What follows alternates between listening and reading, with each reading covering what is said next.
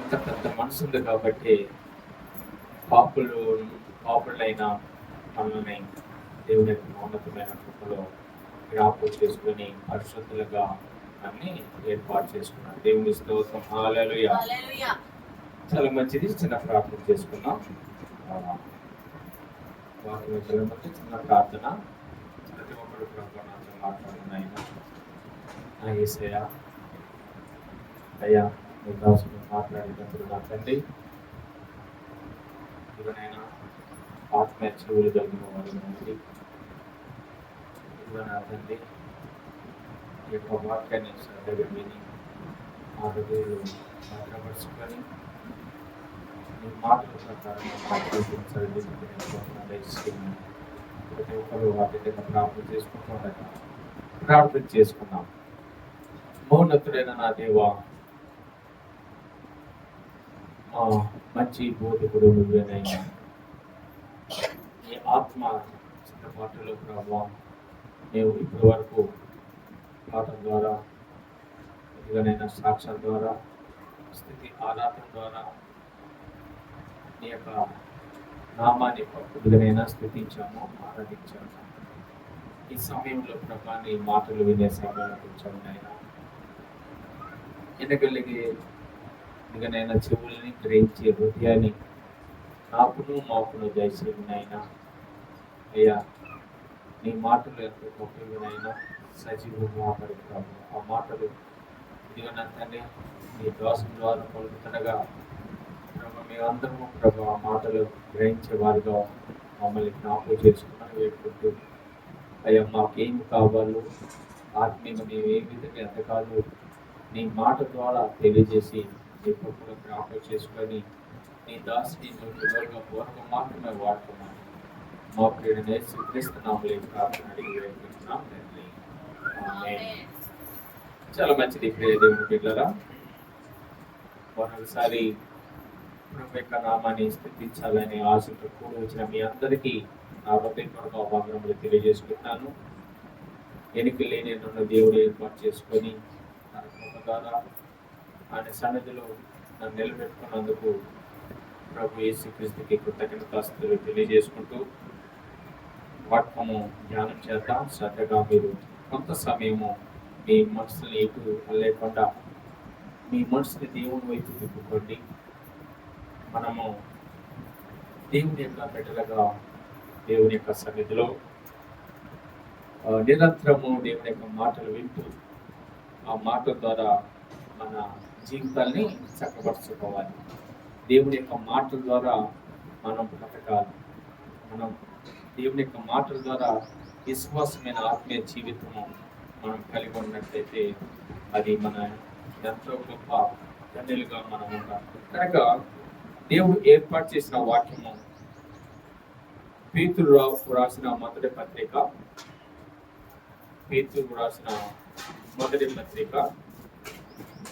4వ అధ్యాయము 1వ వచనం మనము జ్ఞాపకం చేసుకున్నాం. 1 నుంచి 6 వచనములు ధ్యానం చేద్దాం. క్రీస్తు శరీరమందు శ్రమపడెను కనుక మీరును అట్టి మనసును ఆయుధముగా ధరించుకొనుడి. దేవుని స్తోత్రం. హల్లెలూయా.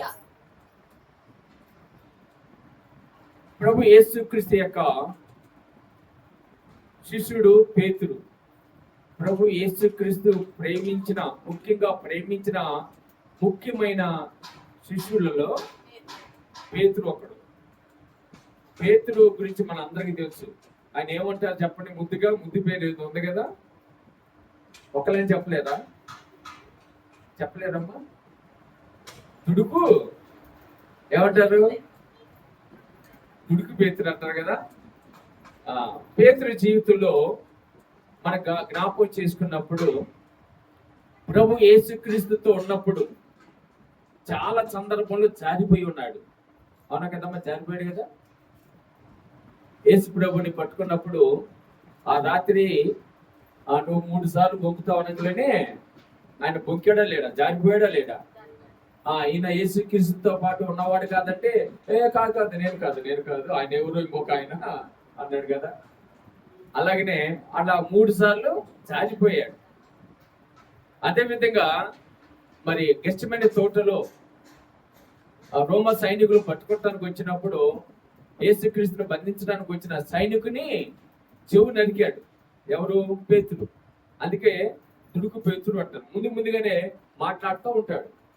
అలాంటి పేతుని దేవుడు అన్నాడు, పేతురు నన్ను ప్రేమించుతున్నావా, నన్ను ప్రేమించుతున్నావా అని 3 సార్లు ఆయన నన్ను ప్రేమించుతున్నావా అని ప్రభువైన యేసుక్రీస్తు పేతురుని అడిగాడు. ఆ పేతురుని అడిగినప్పుడు ప్రభువా నీకే తెలియదు. మన హృదయాలు ఎవరికి తెలుసు అంట? దేవుడికి తెలుసు. పేతురు దేవుని ప్రేమిస్తున్నాడు, కానీ ఆ సమయంలో ఆ సందర్భంలో ఆయన పిరిగితనం వల్ల జారిపోయి ఉండొచ్చేమో.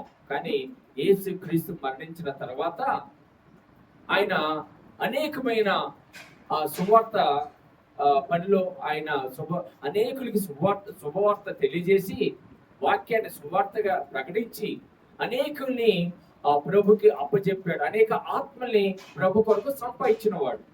చివరికి ఆయన ప్రభు కొరకు ప్రాణం ఇచ్చాడు పేతుడు. దేవుని స్తోత్రం, హల్లెలూయా. దేవుని కొరకు ఏమి ఇచ్చాడమ్మా? ప్రాణం పెట్టాడు.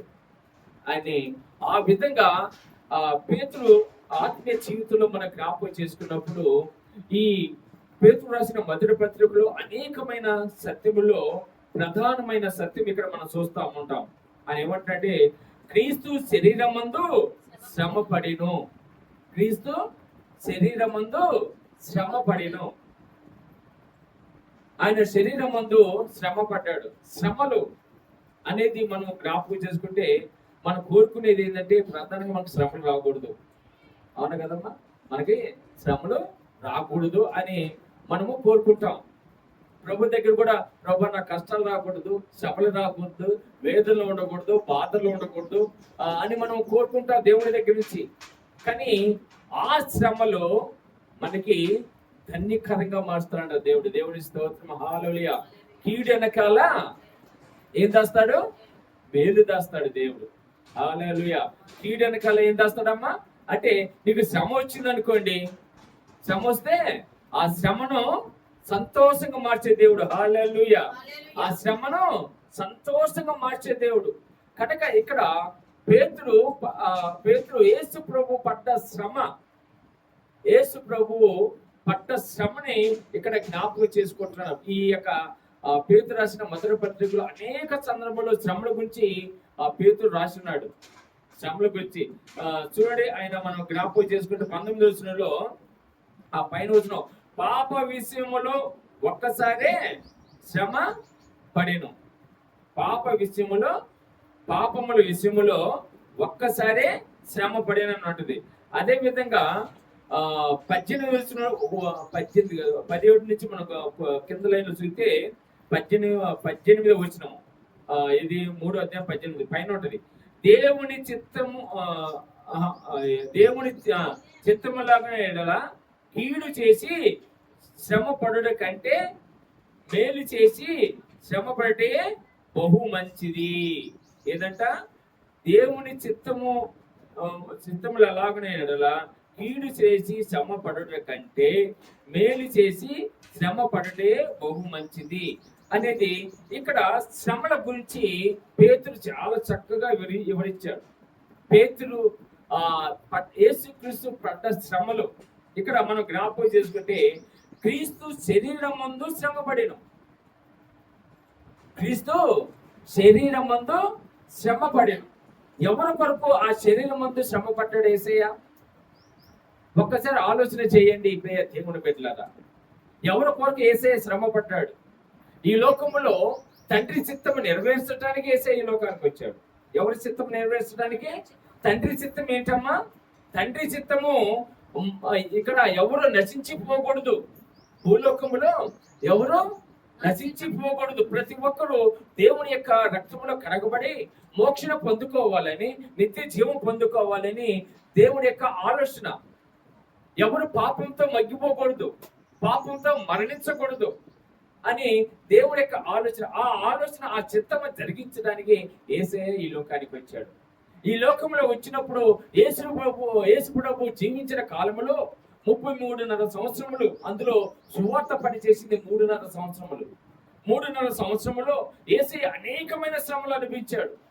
అనేకమైన ఆయన ఉపవాసం ఉండగలనే సోదకుడు శోధించాడు, శ్రమ పెట్టాలని చూశాడు సాతానుడు. ఆయన 40 రోజులు ఉపవాసం ఉన్న తర్వాత కొండ మీద తీసుకెళ్లి, ఈ రాళ్ళు రొట్టెలుగా చేసుకోలేవా, ఈ రాజ్యము నీకు ఇస్తానని నాకు మొక్కితే అని నేత్రాశ, శరీరాశ, జీవోత్సాహం చూపించాడు. నువ్వు నన్ను నా కాళ్ళకు మొక్కితే నిన్ను రాజుగా చేస్తాను అని రకరకాలుగా ఆయన్ని శోధించాడు. అదొక శ్రమ. ఈరోజు మనం ఆ శ్రమల్లో పడకూడదని, ఆ శ్రమల్లో మనం ఉండకూడదని, దేవుని యొక్క చిత్తంలో మనము ఏ విధంగా ఉంటే ఆత్మీయంగా బలపడతామని ఇక్కడ దేవుని మహోన్నతమైన ప్రభువైన యేసయ్య ఈ లోకానికి ఎత్తించి ఆయన అనేకమైన ఆ సువార్త మాటలు, పరిశుద్ధమైన మాటలు అనేకులకు తెలియజేసి నిత్య జీవం కొరకు తెలియజేస్తుండగా అనేకులు ఆయన హేళన చేశారు. అనేక సందర్భంలో రాళ్ళతో కొట్టాలని చూశారు యేసయ్యని. ఆయన ఏ కపటమైన మాటలు చెప్పట్లేదు. ఆయన సత్యమో చెబుతున్నాడు. మీరు పరిశుద్ధంగా జీవించండి, ఆత్మీయంగా బలపడండి, తండ్రి చిత్తము నెరవేర్చండి, తండ్రి చిత్తములో మీ జీవితము అప్పచెప్పుకొని తండ్రికి లోబడి జీవించండి, విధేయత చూపించండి అని ఆత్మీయ సత్యములు బయలుపరుస్తూ ప్రభు యేసుక్రీస్తు చెబుతున్నప్పటికీ అనేకమైన శ్రమలు ఆయన ఈ లోకంలో జీవించిన కాలంలో శరీరమందు అనేకమైన శ్రమలు అనిపించాడు. ఆయన మనలాగా ఆయన నిద్రపోవటానికి మంచి మంచం లేదు. ఆయన జీవించిన కాలంలో ఆయనకు ఒక చోటు లేదు. నక్కలకు గొర్రెలుండెను, ఆకాశ పక్షులకి గూర్లుండెను, మనిషి కుమారుడు తలదాసుకోవటానికి ఏమి లేదంట, స్థలం లేదంట. ఆయన ప్రశాంతంగా పండుకుంటాను కూడా స్థలం లేదమ్మా. ఎంత శ్రమ పడ్డాడు ఒకసారి ఆలోచన చేసుకోండి. ఈరోజు మనము సుఖంగా ఉంటున్నాము. ఆ సుఖానికి కారణం ఎవరంటే ప్రభువైన యేసయ్య. దేవుని స్తోత్రం, హల్లెలూయా. మనకి సమస్తము సమకూర్చి అనుగ్రహించాడు దేవుడు. నీకు ఏది కావాలో సమస్తము సమకూర్చి అనుగ్రహించాడు దేవుడు. అలాంటి దేవుణ్ణి మనము చులకనగా చూస్తున్నామేమో.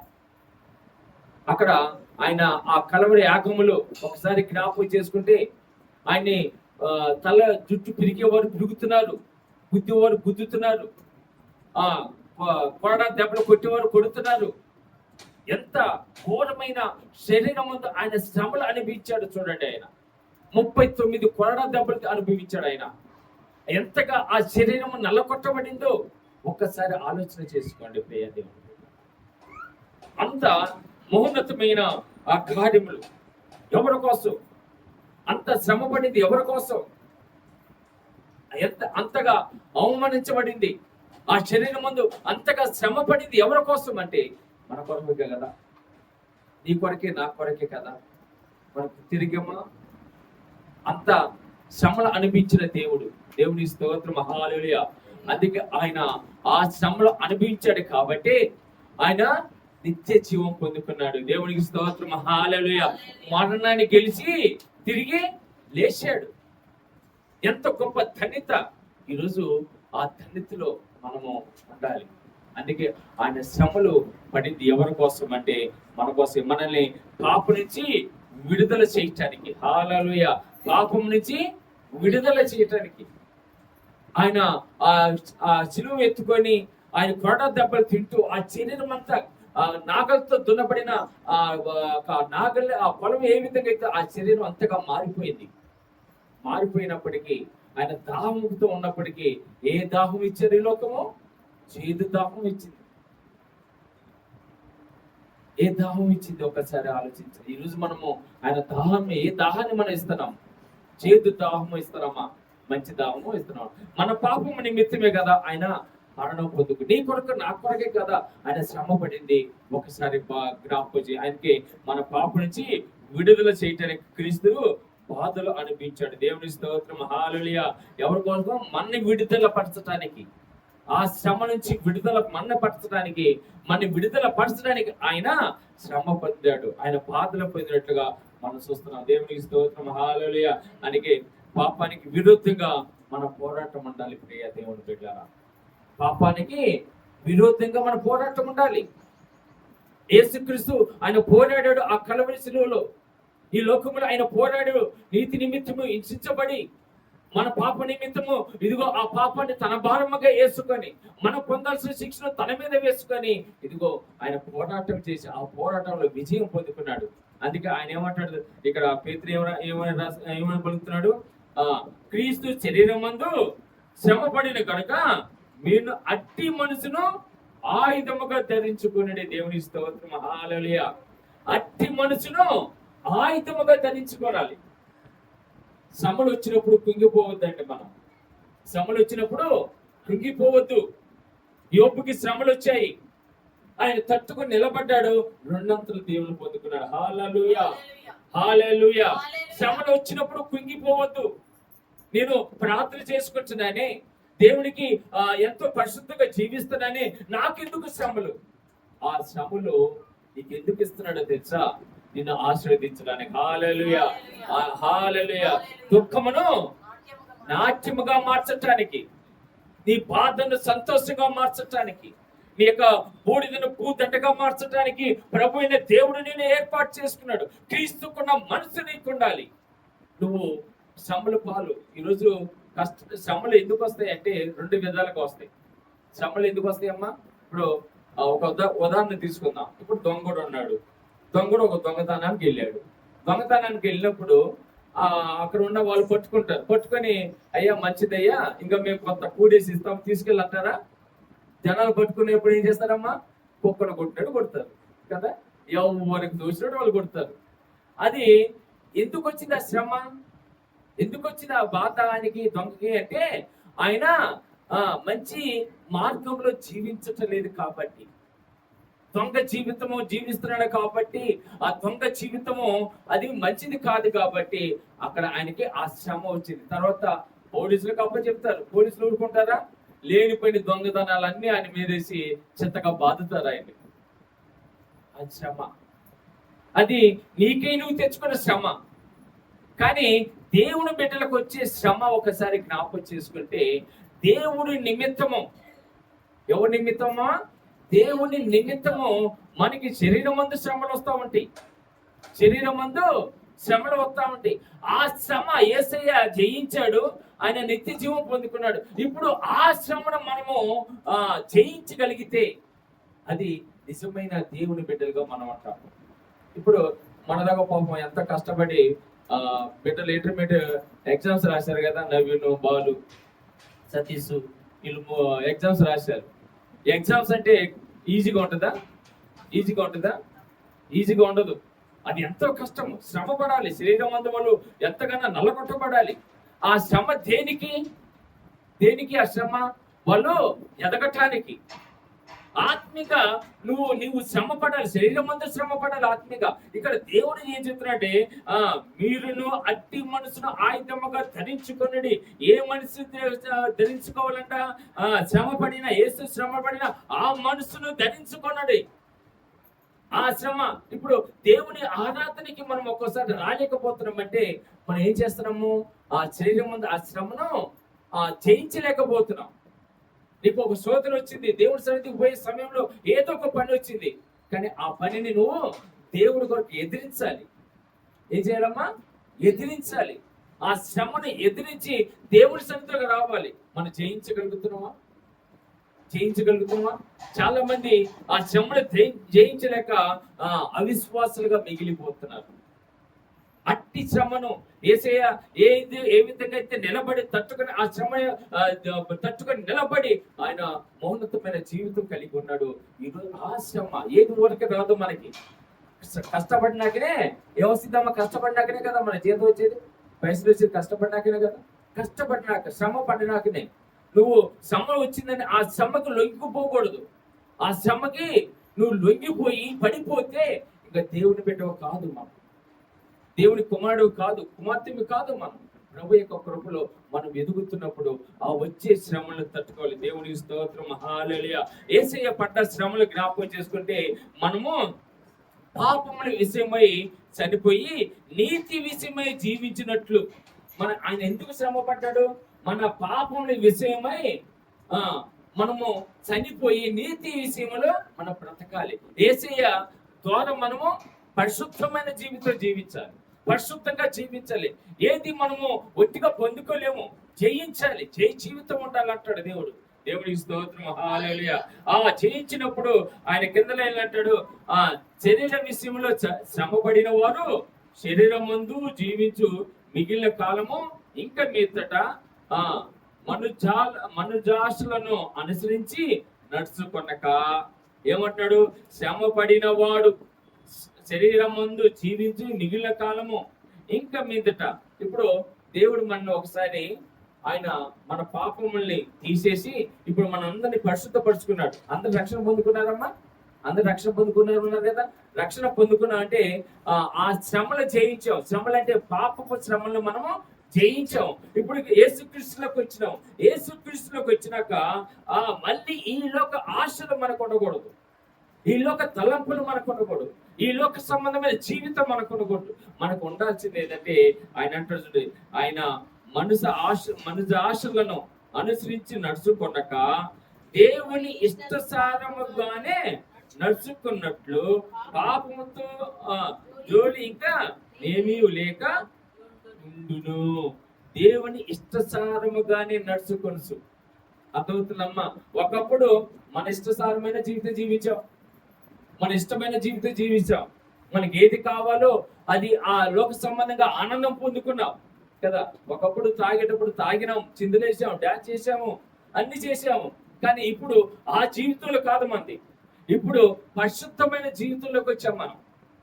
పరిశుద్ధమైన జీవితము దేవునికి ఇష్టమైన జీవితము.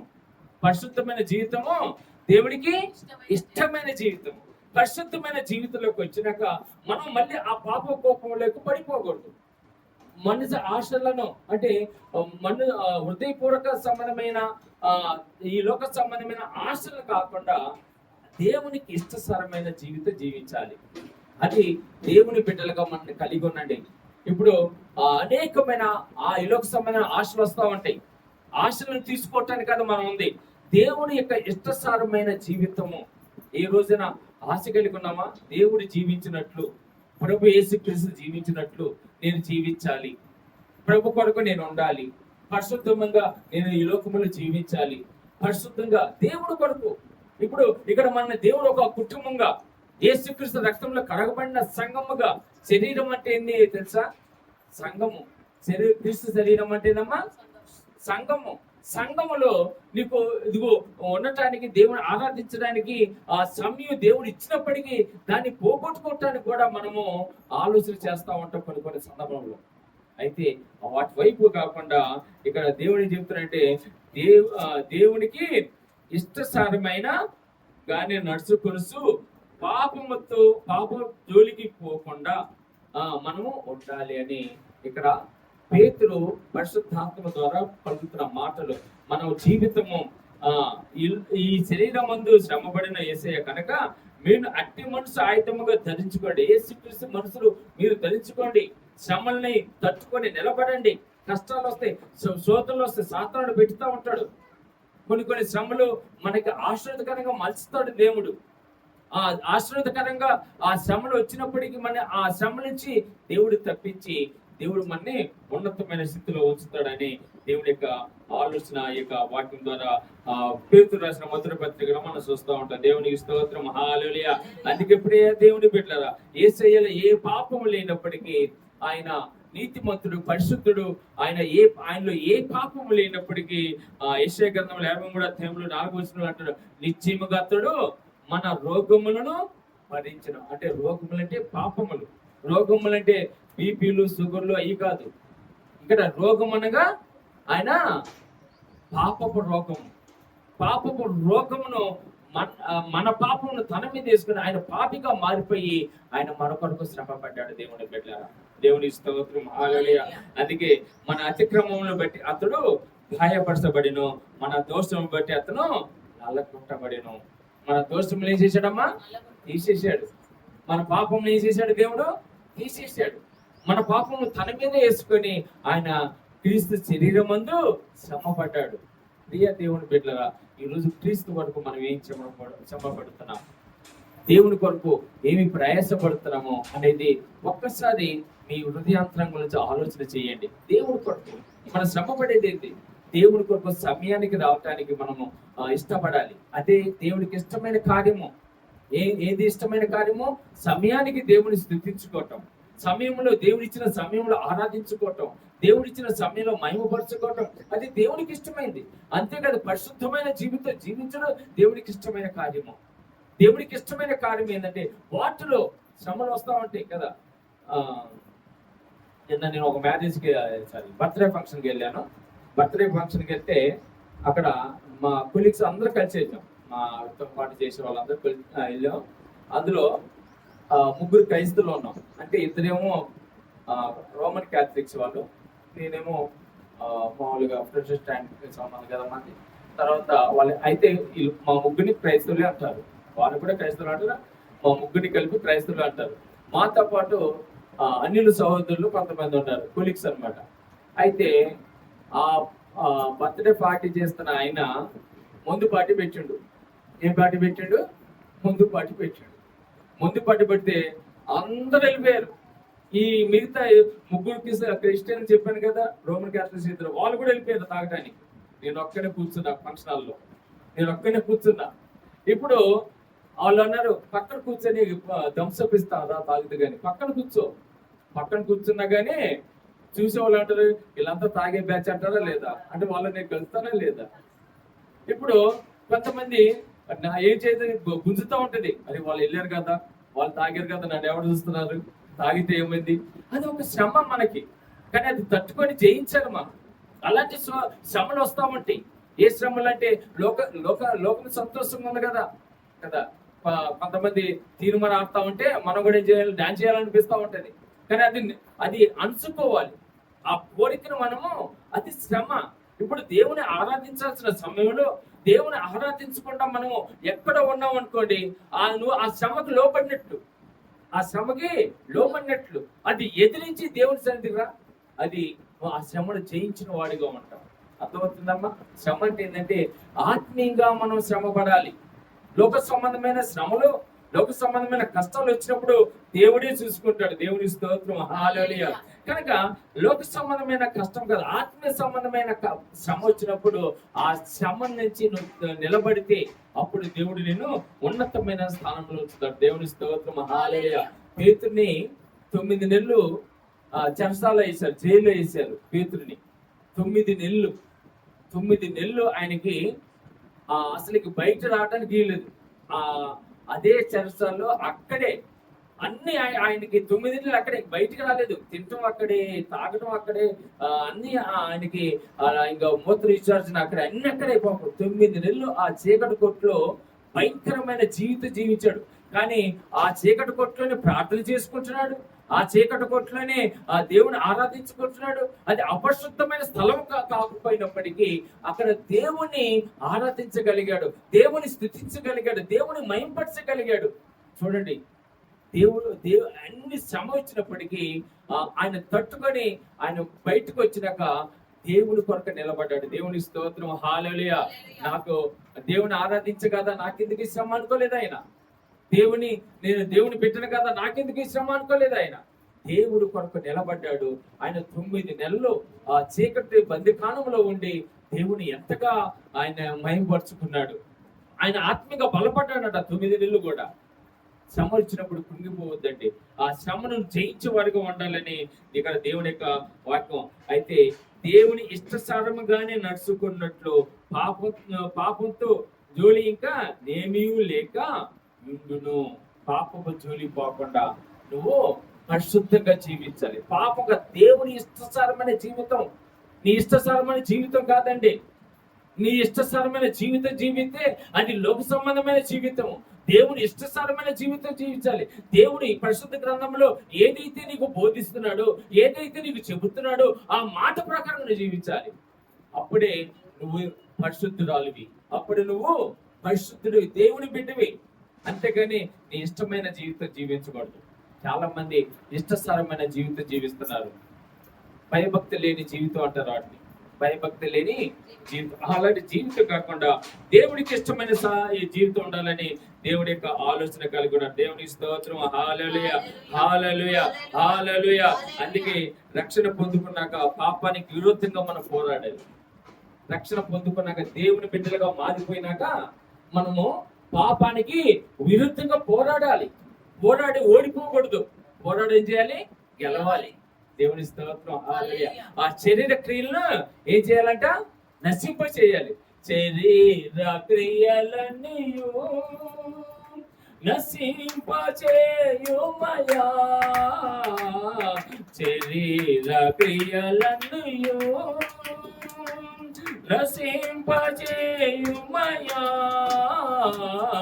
జీవనదిని నా హృదయములో ప్రవహింపచేయుమయ.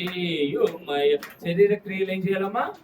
నశింప చేసుకో. శరీర ఆలోచనలు, శరీర సంబంధమైన తలంపులు క్రీస్తు నిమిత్తము మనము ఏం చేయాలంటే ఆయనకి ఇష్టసరమైన జీవితం జీవించాలి.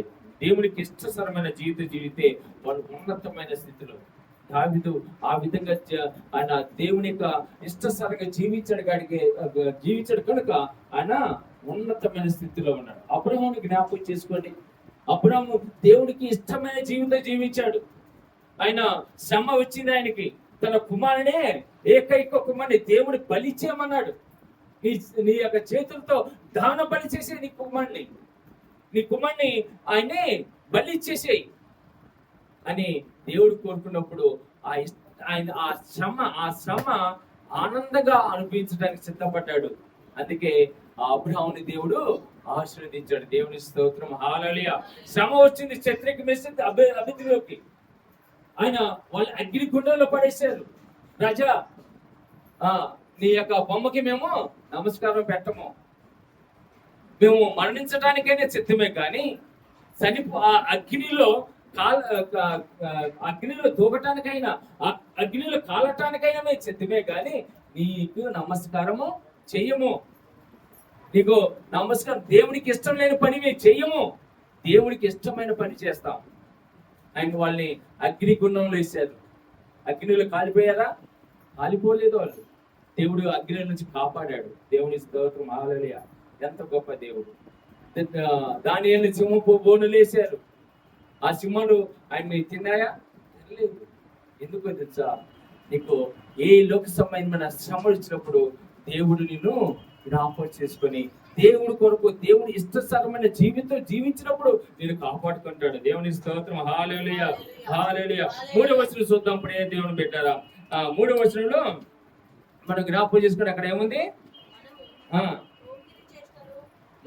మనము పోకిరి చేష్టలు, దురాశలు, మద్యపానము, అల్లరితో కూడిన ఆటపాటలు, త్రాగుబోతులు, విందులు చేయదగిన విగ్రహ పూజలు మొదలైన వాటిందు నడుచుకొనుసు.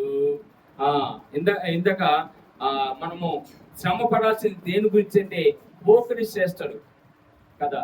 ముఖ్యంగా ఈ పోకిరి చేష్టలు ఎక్కువగా ఎవరు చేస్తారంటే యవనస్తులు చేస్తా ఉంటారు కదా. యవనస్తులు పోకిరి చేష్టలు, అల్లరితో కూడిన ఆటపాటలు, పోకిరి చేష్టలు అనేది యవనస్తులు. వాళ్ళు దేవుని నమ్ముకున్న వాళ్ళే. దేవుని నమ్ముకున్న వాళ్ళు. ఇప్పుడు నవీన్ ఉన్నారు, వీళ్ళంతా యవనస్తులే. కానీ కొంతమంది దేవుని బిడ్డలు దేవుని పేరు యోబు అని పేరు పెట్టుకుంటారు. యోబు అని పేరు పెట్టుకుని జేబులు కొడుతూ ఉంటారు. ఏం చేస్తారమ్మా? జేబులు కొడుతూ ఉంటారు. యోబు అని పేరు. యోబు అంటే ఎవరు? మంచి భక్తుడు, దేవుల్లో నమ్మకంగా ఉన్నవాడు. అంత మంచి పేరు పెట్టుకొని జేబులు కత్తిరిస్తూ ఉంటారు. అంటే జేబు దొంగతనం చేస్తూ ఉంటారు. చాలా మంది ఏం చేస్తారు? చిలువు తాడు పెట్టుకుంటారు, వేసుకుంటారు, చిలువు గుర్తు వేసుకుంటారు, మెల్లో వేసుకుని దొంగతనాలు. తర్వాత అల్లరితో కూడిన ఆటపాటలు. వాళ్ళు పిల్లక ఎంత పొడుగు పెంచుకొని ఫ్యాషన్ షోలో పాల్గొంటూ ఉంటారు. ఏం చేస్తారు? ఫ్యాషన్ షోలో దేవుని పెట్టలే వీళ్ళందరూ. దేవుడు ఫ్యాషన్ షోకి విరోధము. దేవుడు అల్లరితో కూడిన అపహాసులు ఉన్న చోటన కూర్చుండక. అపహాసులు క్లబ్ లో మంచోళ్ళు కూర్చుంటారమ్మా? ఫ్యాషన్ షోలో మంచోళ్ళు కూర్చుంటారా? ఒక పరిశుద్ధమైన జీవితం మనకి ఇచ్చినాక ఆ పరిశుద్ధమైన జీవితంలో మనం ఉండాలి. పరిశుద్ధమైన జీవితం జీవించాలి. అంతేగాని ఒక్క జీవితం దేవునికి ఇష్టమైన జీవితం జీవిస్తున్నప్పుడు నువ్వు ఈ లోకం వైపు చూడకూడదు. ఇక్కడ మనం పోకిరిచేస్తులు, తర్వాత దురాశలు. ఒక ఇంటికి పోయిననుకో, వాళ్ళ ఇంట్లో ఏమోనే మన ఇంట్లో ఉండాలనుకుంటాం. దురాశ. మనకు ఇచ్చింది దేవుడు చాలా అనుకోవట్లేదు కదమ్మా. మనకి ఇచ్చింది చాలా అనుకోడు. మనం ఎక్కడ గొప్పింటికో మనం ఇంత ఎలా ఇప్పుడు సంపాదిస్తామో. దురాశ. ఆశ ఉండటమేలే, ఆశ ఉండటం తప్పులేదు, దురాశ ఉండటం తప్పు. దురాశ అంటే ఏంటి? దేవుని కాదని సంపాదించుకోవడం. ఒక ముక్కలో చెప్పాలంటే దురాశ అంటే ఏంటమ్మా?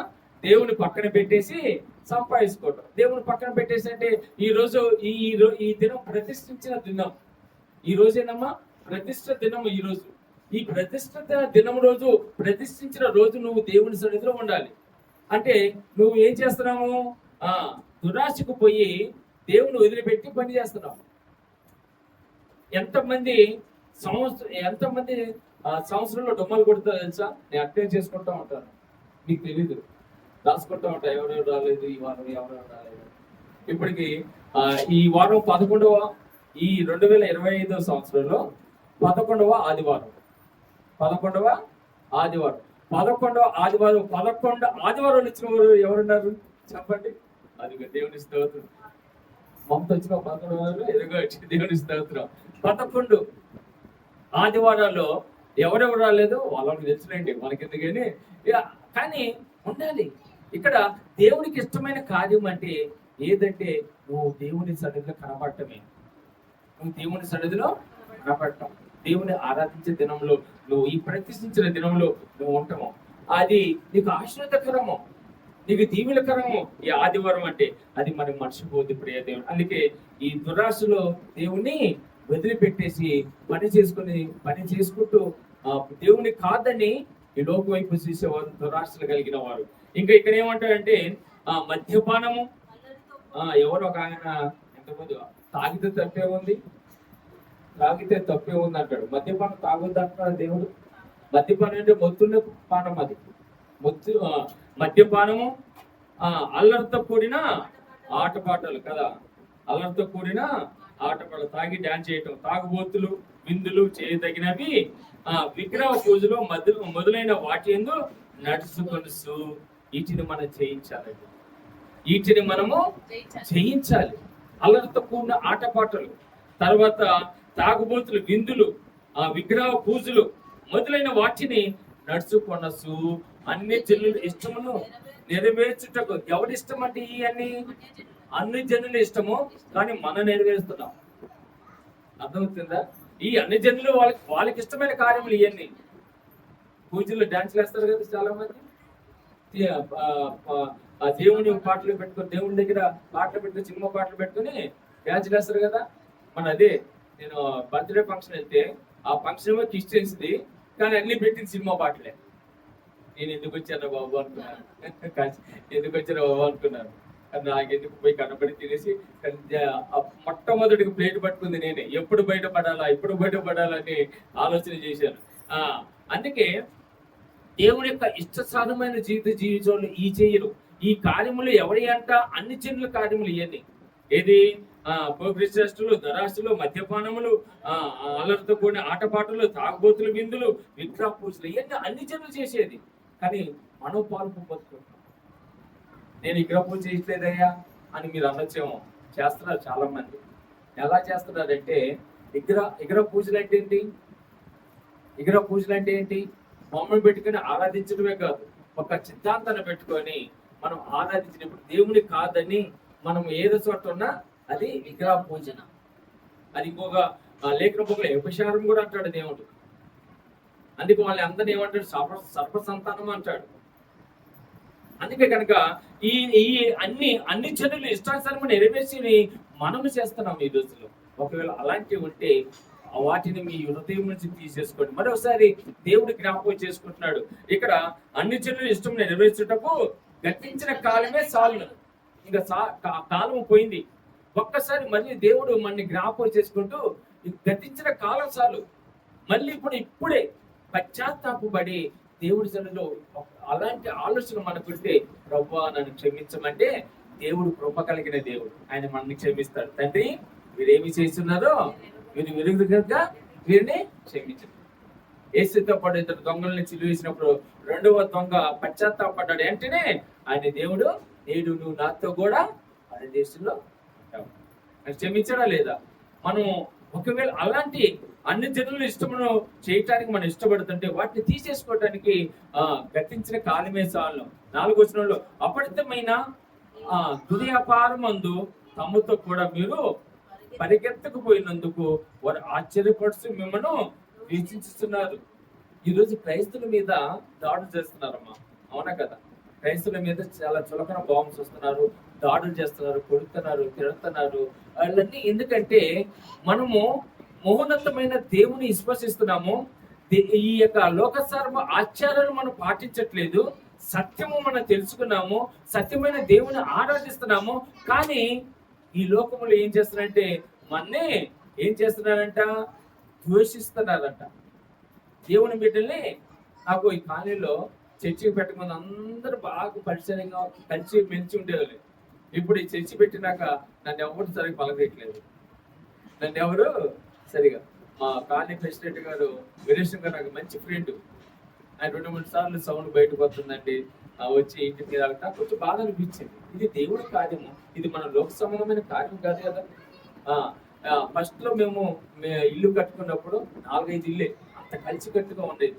కానీ ఇప్పుడు నేను చర్చి కట్టినాక వాళ్ళందరూ కొంచెం మగతీపులుగా ఉన్నారు. అయినా పర్వాలేదు, నా దేవుడు నాకున్నాడు. చాలా మంది ఆ విధంగా మనకి చాలా మంది విరోధులుగా మారుతారు, మన ద్వేషిస్తారు. ఏందమ్మో బొట్టు పెట్టుకోలేదు, యూట్యూబ్లో చూస్తున్నాం కదా. పాపం ఒక ఆమె క్రిస్టియన్ అడుక్కుంటుంటే ఒక అనిల్ దగ్గరికి పోయి అడుక్కుంటుంటే ఆడేం మాట్లాడుతున్నాయంటే, నువ్వు బొట్టు పెట్టుకుంటే నేను ధర్మం చేస్తా అంటున్నాడు. ఏం పద్ధతి అమ్మా ఇది? బొట్టుకి ధర్మానికి ఏమైనా ఉందా? నువ్వు క్రిస్టియన్స్ కదా, నువ్వు బొట్టు పెట్టుకుంటే నువ్వు నాకు ధర్మం చేయకపోయినా పర్లేదయ్యా, నేను బొట్టు పెట్టుకున్నా, నా ఏసయ్య పెట్టాను, నేను ఇలాగే జీవిస్తాను, నాకు ఒక ధర్మం ఉంది, ఆ ధర్మంలో నేను జీవిస్తాను. చాలా మంది ఆ విధంగా ద్వేషిస్తున్నారు మనని. అయినప్పటికీ మనము ఎలా ఉండాలంటే 5వ వచనంలో శశువులకును మృతులకును తీర్పు చూడకు సిద్ధముగా ఉన్నవానికి వారు ఉత్తరవాదులై ఉన్నారు. ఎలా ఉన్నారంట? శశువులకును మృతులకును తీర్పు తీసుటకు సిద్ధముగా ఉన్నవానికి ఉత్తరవాదులై ఉన్నారు. దేవుని స్తోత్రం, హల్లెలూయా. మృతులకి తీర్పు తీసేది ఎవరమ్మా? మన ప్రభువైన యేసయ్య. ఆయనకి ఉత్తరవాదులే మనమే, సాక్షులమే మనమే. సాక్ష్యంగా జీవించి దేవునికి మహిమార్థంగా ఉండే దేవుని యొక్క బిడ్డలుగా జీవిస్తే అది ధన్యత మనకి. ఆ ధన్యతలో ఉంటూ దేవుని యొక్క మౌనతమైన కృపలో 6వ వచనంలో అంటాడు, మృతులు శరీర విషయములో మానవరీత్యా తీర్పు పొందినట్లు ఆత్మీయుల దేవుని బట్టి జీవించినట్లు వారికి కూడా వార్త ప్రకటింపబడను. దేవుని స్తోత్రం, హల్లెలూయా. వాళ్ళకంటే దేవునికి ఇష్టసారంగా, మనము ఇందాక 2వ వచనంలో మాట్లాడుకున్నట్లుగా దేవునికి ఇష్టసారంగా జీవించిన వాళ్ళు ఇప్పుడు బ్రతికున్న వారికి ఏ విధంగా అయితే సువార్త ప్రకటించాడు దేవుడు, మరణించిన వాళ్ళు కూడా సువార్తని ప్రకటించాడు దేవుడు.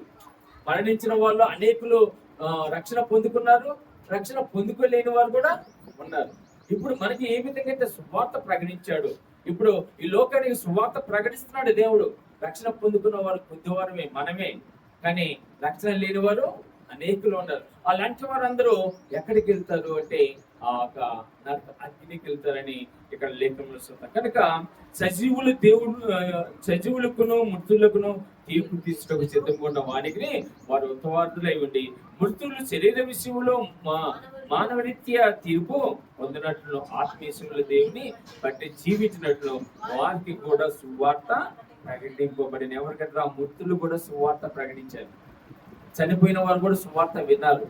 మనం ఏ విధంగా అయితే ఉన్నాము, కానీ విన్న వాళ్ళలో ఆ వాక్యం బట్టి జీవించేవారు నిజమైన దేవుని బిడ్డలు, నిజమైన విశ్వాసులు, నిజమైన దేవుని ఆరాధించేవాడు.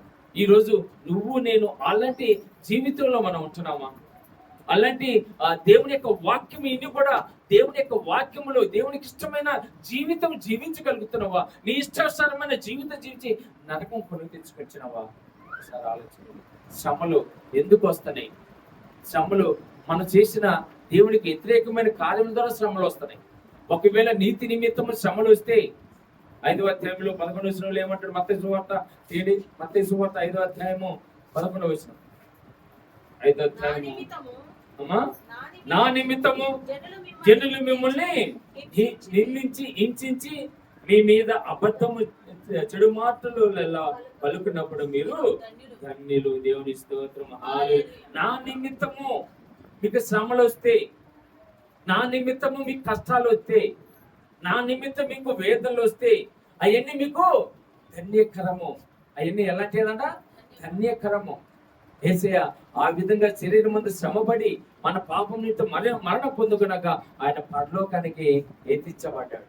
ఈరోజు ప్రియ దేవుని బిడ్డలారా, నువ్వు నేను కూడా దేవుని యొక్క నిమిత్తము శ్రమలు పడినప్పటికీ అది మనకి నీతి నిమిత్తము ఆ దేవుని యొక్క కృపలో ధన్యకరంగా ఆ శ్రమలు మనకి ధన్యతులుగా దేవుడు జ్ఞాపకం చేసుకొని అనుగ్రహిస్తాడు. అందుకే 12వ వచనం మత్తయి సువార్త 5వ అధ్యాయం 15వ వచనం, సంతోషించి ఆనందించుడి, పరలోకమందు మీ ఫలము పరలోకమందు మీ ఫలం ఏమైందమ్మా? అధికమైందంట. దేవుని స్తోత్రం. హల్లెలూయా. ఇక్కడే మనం అసలు మన ఫలంలో పొందుకోవట్లేదు. ఇక్కడ ఉన్నప్పుడే మనము పరిపూర్ణమైన జీవితం మనకు లేదు. ఇక్కడ ఉన్నప్పుడే మనం దేవుని ఇష్టసరమైన జీవితం జీవించట్లేదు. మనకి పట్లకు సంబంధమైన ఫలములు ఎలా అధికమవుతాయి? దేవుని యొక్క కృపలో ఒక్కసారి ఆలోచన చేయండి. మన యేసయ్య మన కొరకు శ్రమ పడ్డాడు. మన కొరకు ఆయన శరీరం మందు శ్రమపడి మరణం పొందుతున్నాడు. ఈరోజు ఆయన నిమిత్తము మనం శ్రమ పడుతున్నామా? దేవుని కొరకు నీ ఎంతగా శుక్రవారం మనం రావట్లేదు అంటే ఏంటి? శ్రమ పడట్లేదు. మనకి కుటుంబ ప్రార్థనలు పెట్టుకోవటానికి మనం ఇష్టపడట్లేదు, శ్రమ పడట్లేదు. మనం దేవుని గురించి మనం ఎంతైనా శ్రమ పడట్లేదు. మన కొరకు ఎంతైనా శ్రమ పడతాం. ఆరోగ్యం లేకపోయినా ఏం చేస్తాము? టాబ్లెట్ వేసుకుంటాము, పని చేసుకుంటాం కదమ్మా. జ్వరం వచ్చిందనుకో పని మానుకుంటామా? టాబ్లెట్ వేసుకుంటాము, లేకపోతే రాత్రి ఒక సూది వేసుకుంటాము, పనికి వెళ్తాం. కానీ కొంచెం బాగలేవుతామని కూర్చోలేనే దేవుడి దగ్గర అని బలహీనపడిపోతూ ఉంటాం. ఇదేనా దేవునికి ఇష్టసారమైన జీవితం అంటే? ఒకసారి ఆలోచన చేయండి. మన కొరకు శ్రమ పడ్డాడేసారు. శ్రమలు అంటే ఏదో ఉపవాసంలో ఉండడం కాదండి. శ్రమ అంటే దేవుని యొక్క మార్గంలో జీవించడం. శ్రమలు అంటే ఏదో ఒక పూట అన్నం మానేయటం కాదు, ఏదో ఒక పూట చికెన్ మానేయటం కాదండి. వింతైన ఆశ్చర్యాలు పెట్టుకోవటం కాదు. శ్రమకాలంలో నేను పెళ్లిళ్ళు చేయకూడదని, కానీ బర్త్డేలు అయితే చేసుకోవచ్చు కదమ్మా. మన ఆయన బర్త్డే చేసిన మరి శ్రమల కాలంలో బర్త్డే చేస్తారు, పెళ్లి చేయకూడదంట. శ్రమలు అంటే మన కొరకు దేవునికి ఇష్టమైన జీవితం జీవించడమే శ్రమ. ఆ శ్రమను జయించిన వాడు, ఆ శ్రమలో ఉన్నవాడు, క్రీస్తు మనసు కలిగిన వాడు, అప్పుడు నువ్వు దేవుని బిడ్డగా ఉంటావు. శోధించండి. ఆ టైంలో అన్ని పనులు అంతకుముందే శనివారమే చిత్తపడే దినం అంటే దేవుని ఆరాధన కొరకు నువ్వు శనివారం అన్ని పనులు చేసుకొని దేవుని సన్నిధికి రండి. అప్పుడు మిమ్మల్ని ఉన్నతమైన స్థితిలో దేవుడు ఉంచకపోతే అప్పుడు అడగండి. దేవుని కొరకు జీవించండి. ఉన్నతమైన ఆశీర్వాదములు మీకు ఇవ్వకపోతే అబ్రాహాముకి ఇచ్చిన ఆశీర్వాదములు మనకి ఇవ్వడా? ఇస్సాకు ఇచ్చిన ఆశీర్వాదములు, యాకోబుకి ఇచ్చిన దీవెనలు మనకి ఏడా? దేవుడు ఇస్తాడు. నమ్మదగిన దేవుడు. కానీ దేవునికి ఇష్టసరమైన జీవితం జీవించండి. ఆ విధమైన జీవితం జీవించాలని కోరుకుంటూ ఈ మాటలు ముగిస్తున్న కొద్ది మాటలు దేవుడు దీవించి ఆశీర్వదించిన గాక. ఆమేన్. చిన్న ప్రార్థన, వాక్య నిమిత్తమైన ప్రార్థన చేసుకుందాం. ప్రతి ఒక్క